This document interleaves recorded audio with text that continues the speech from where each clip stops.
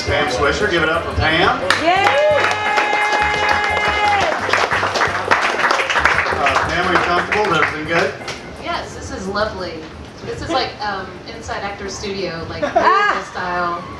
So what got you into making films? Well, I've loved film since I was a kid. Everybody always says that. I mean, everybody's always loved film since they were a kid, right?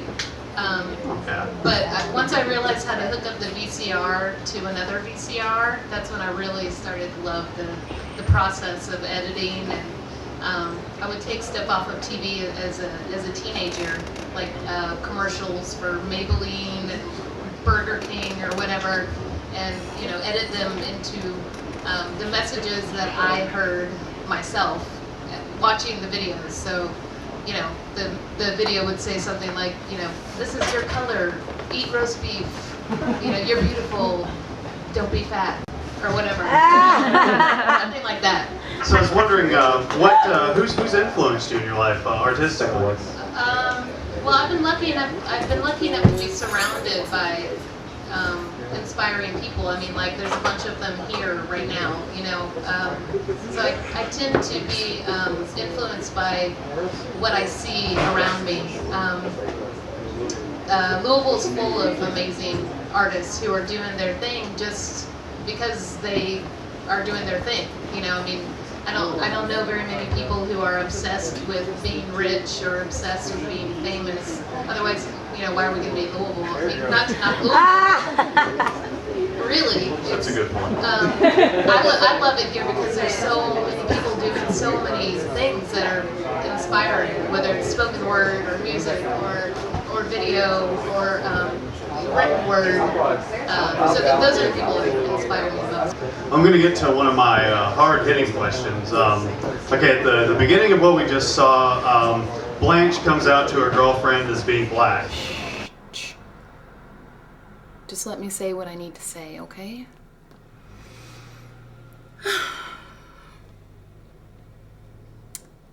I'm black. Somewhere my mind went with that right away was parallels between the civil rights movement and the gay rights movement. Do you see those parallels, and were you trying to draw them in the film in any way? Right. Well, yeah. I mean, to me that was where the humor came. That it's a lot easier to come out as black than it is gay because it's visible. So rather than, I wasn't really trying to make a big statement. I mean, obviously, it's humorous. That's kind of where I was coming from.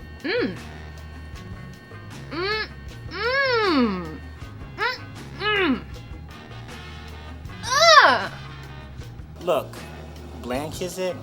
Just because we elected our first black president doesn't mean you have to act black. We have all had struggles in our lives, and we've all overcome some type of oppression. Now we can make a change and work together as one, united. And all those people who live in the suburbs can finally be free. Blanche is a good example of somebody who is okay with black, but completely oblivious to her own conditioned, stereotypical view of what being black is. Like, and so I think a lot of that runs with the LGBT community as well. Okay, something I think a lot of people here would like to know is how did you get started writing your article for Leo? Oh yeah, I almost forgot I did that.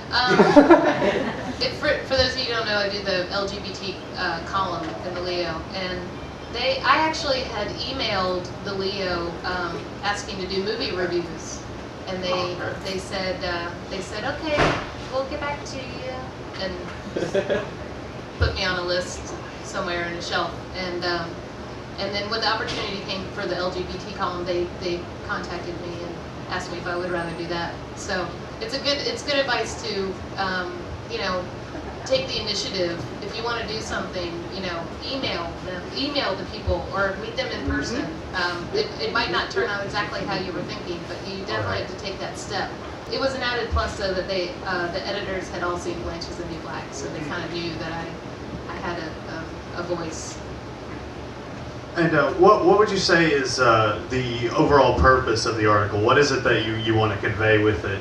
Well, yeah, that's a really good question. I think the best thing I could do with the column is probably just make it known somehow that, you know, being a lesbian or a gay person or bi or trans is while there are differences, it's really kind of the same thing as being anybody else in a lot of ways. I think that's something we all kind of forget. You know, it's like, you know, I have the same kind of experiences as anybody else does. So I just kind of put a spin of humor in it to, you know, make it a little less hard to talk about, or a little, you know, difficult issues I think are best dealt with humor, at least initially. Yes, and we're all really glad you're doing that. And Well, we think it's a great thing. Well, any ideas? Y'all let me know. Any ideas?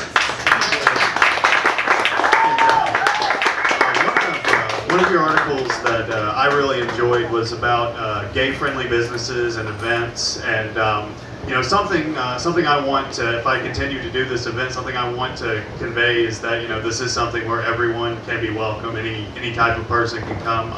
What do you think is something that makes something gay-friendly as opposed to not? I mean, simply put, just a level of comfortability. You know, if I feel like I can walk into a business holding hands with my girlfriend and it not be a big deal, that's gay friendly to me. You know, if I feel like I can walk in and make out with my girlfriend, that's even better. Just kidding. Well, that's fine. You can do that here, definitely. Angie, come on. No, I'm just kidding. Okay, I just have one more question I want to ask you, and then we're going to try to get a few audience questions in here. What's something you feel that everyone can do to further the cause of equality? Oh wow, That's big, I know. it's a big. That's a big question. I think everyone, if everyone were to kind of acknowledge their own, like in the way that Blanche is unaware of her ridiculousness. I think if everyone could kind of catch themselves right before they were about to stereotype something, or, you know, just kind of, if you could just keep an eye on the way your mind works and ask yourself, like, is that really true? Is that how I actually see things? That's probably the most powerful thing an individual could do is, you know, internal. Hey, my name. Marie. In your column, have you thought about getting input from people who came out in 1950? Oh yes. The question was, am I interested in talking with people who came out a long time ago, like before me? And yes, that's definitely on the list. I think that's such an important part of the LGBT community now are the people who came before us to kind of pave the way. And, you know, so you know, it could be a little tough now, but it's a lot tougher then. All right. Thank you so much, Pam. Thanks for having me.